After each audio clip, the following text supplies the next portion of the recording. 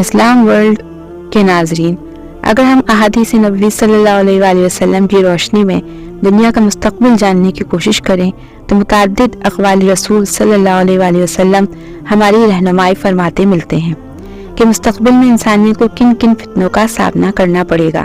ان فتنوں کے بارے میں ہمیں واضح اشارے ملتے ہیں۔ انہی فتنوں میں ایسے ایک فتنہ دجال کا بھی ہے۔ آپ صلی اللہ علیہ وآلہ وسلم نے فرمایا کہ تمام انبیاء کرام علیہ السلام نے اپنی اپنی امت کو دجال کے شر سے بچنے کے لیے اللہ سے پناہ مانگنے کی تلقین کی ہے۔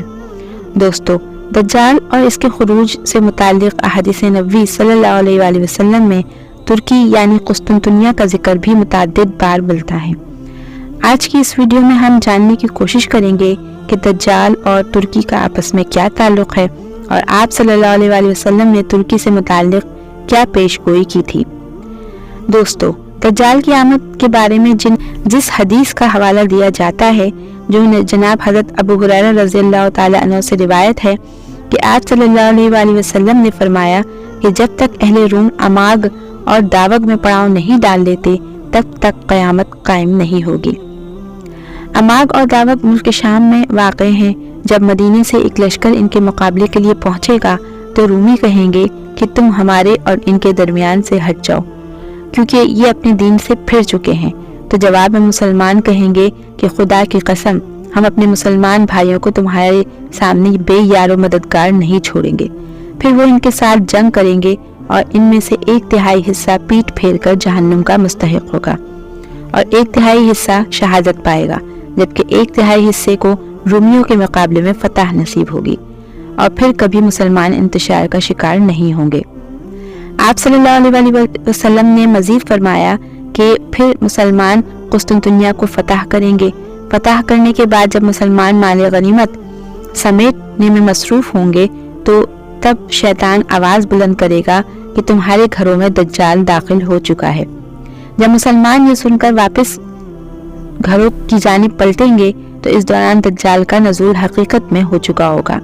آپ صلی اللہ علیہ وآلہ وسلم نے فرمایا کہ دجال مشرق کی زمین میں ہے اور وہاں سے وہ خروج کرے گا، جس کو آج خراسان کہا جاتا ہے۔ یہ قدیم ایران کا حصہ ہوا کرتا تھا۔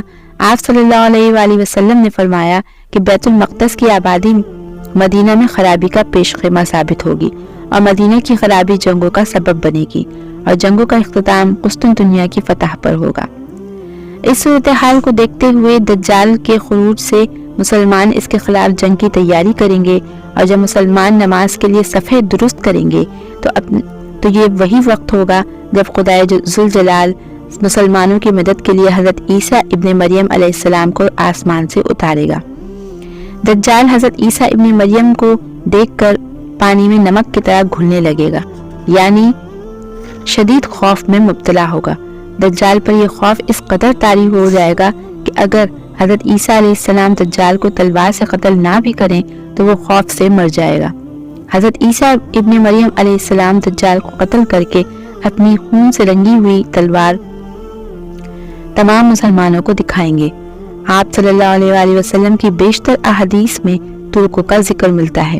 حضرت ابو ہریرہ رضی اللہ تعالیٰ عنہ کہتے ہیں کہ رسول اللہ صلی اللہ علیہ وآلہ وسلم نے ارشاد فرمایا کہ اس وقت تک قیامت قائم نہیں ہوگی جب تک تم ایسی قوم سے نہ لڑو جن کے جوتے بال کے ہوں گے، اور جب تک تم لوگ قوم ترک سے نہ لڑو گے جو چھوٹی چھوٹی آنکھوں والے، سرخ چہرے والے، چپٹی ناکوں والے ہوں گے۔ ان کے چہرے گویا ہتھوڑوں سے پیٹی ہوئی ڈھالوں کی مانند چوڑے چپٹے ہوں گے اور ان کے جوتے بال سے بنے ہوں گے۔ رسول اللہ صلی اللہ علیہ وآلہ وسلم نے ایک اور حدیث میں فرمایا کہ مدینے کو عمدہ حالت میں چھوڑ دیا جائے گا، حتیٰ کہ نوبت یہ آئے گی کہ ایک کتا یا بھیڑیا مسجد میں داخل ہوگا اور کسی ممبر یا ستون پر پیشاب کرے گا۔ صحابہ رضی اللہ تعالیٰ عنہ نے عرض کی، اللہ کے رسول صلی اللہ علیہ وآلہ وسلم یہ فرمائیے کہ اس زمانے میں مدینے کے پھل کس کام آئیں گے؟ آپ صلی اللہ علیہ وآلہ وسلم نے فرمایا، پرندے اور درندے ان پھلوں کو کھائیں گے۔ ناظرین گرامی، اس حدیث میں حضور اکرم صلی اللہ علیہ وآلہ وسلم نے جن واقعات کا ذکر فرمایا ہے وہ ترتیب سے رونما ہوں گی۔ پہلے بیت المقدس کی آبادی اور عمارتوں کی کثرت سے اس کی وسعت اور لوگوں کا اس شہر میں کثرت سے آباد ہونا، پھر اس کے بعد یثرب یعنی مدینہ طیبہ کا برباد ہونا، یعنی لوگوں کا مدینہ میں رہائش سے گریز کرنا اور مدینہ میں جدید تعمیرات کا سلسلہ رک جانا، یہ تمام چیزیں آج مدینہ میں ظاہر ہو رہی ہیں۔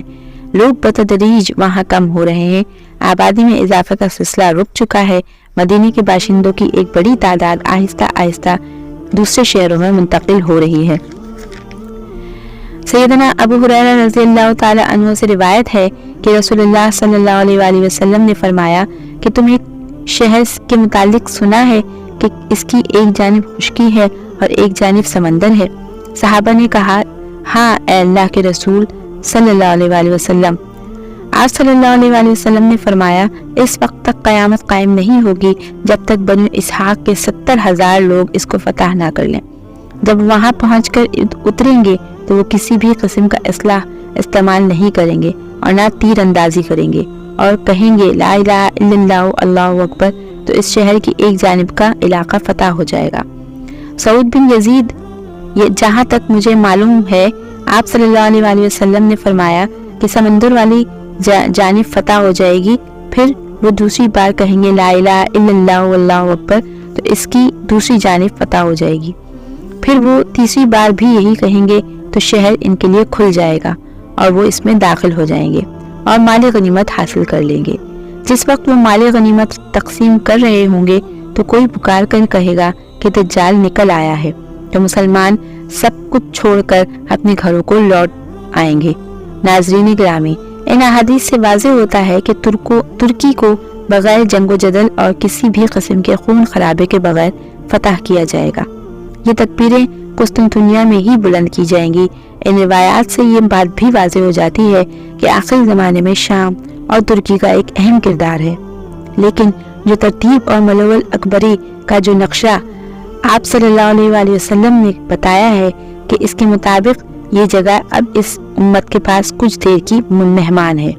قسطنطنیہ کے بارے میں ایک اور جگہ پر آپ صلی اللہ علیہ وآلہ وسلم نے بشارت دی کہ میری امت کا پہلا لشکر جو قیصر کے شہر قسطنطنیہ پر چڑھائی کرے گا ان کو بخش دیا جائے گا۔ حضرت عبداللہ ابن عمر رضی اللہ تعالی عنہ نے اللہ کے رسول صلی اللہ علیہ وآلہ وسلم سے پوچھا کہ قسطنطنیہ اور روم میں کون سا شہر پہلے فتح ہوگا؟ آپ صلی اللہ علیہ وآلہ وسلم نے فرمایا حلقل کا علاقہ قسطنطنیہ پہلے فتح ہوگا۔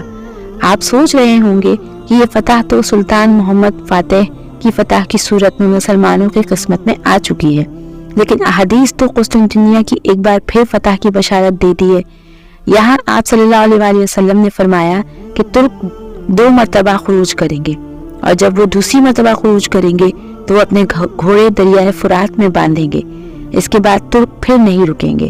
دوسری دفعہ قسطنطنیہ کی فتح کی ترتیب رسول اللہ صلی اللہ علیہ وآلہ وسلم نے انتہائی وضاحت کے ساتھ بتائی۔ حضرت معاذ بن جبل رضی اللہ تعالیٰ عنہ کہتے ہیں کہ رسول اللہ صلی اللہ علیہ وآلہ وسلم نے فرمایا بیت المقدس کی آبادی مدینہ کی بربادی ہوئی تو جنگ عظیم شروع ہو جائے گی، اور یہ معرکہ شروع ہوا تو قسطنطنیہ فتح ہو جائے گا، اور جب قسطنطنیہ فتح ہوگا تو دجال خروج ہوگا۔ پھر آپ صلی اللہ علیہ وآلہ وسلم نے اپنا ہاتھ حضرت معاذ بن جبل رضی اللہ تعالی عنہ کی ران پر مارا اور فرمایا یہ ایسے ہی یقینی ہے جیسے تمہارا یہاں ہونا یا بیٹھنا یقینی ہے۔ بے شک حضور صلی اللہ علیہ وآلہ وسلم کی زبان سے نکلا ایک ایک لفظ سچ ہوتا نظر آ رہا ہے۔ آج بالکل ویسا ہی ماحول پیدا ہو چکا ہے جیسا کہ 1450 سال پہلے آپ صلی اللہ علیہ وآلہ وسلم کی زبان سے ادا ہوا تھا۔ امید کرتی ہوں آپ کو یہ معلوماتی ویڈیو پسند آئے گی۔ میرے چینل کو لائک، شیئر اور سبسکرائب کیجیے اور بیل نوٹیفیکیشن کو بھی پریس کر دیجیے تاکہ میری ہر نئی آنے والی ویڈیوز کا نوٹیفیکیشن آپ کو موصول ہوتا رہے۔ ملتے ہیں کسی اور ویڈیو کے ساتھ، جب تک کے لیے اللہ حافظ۔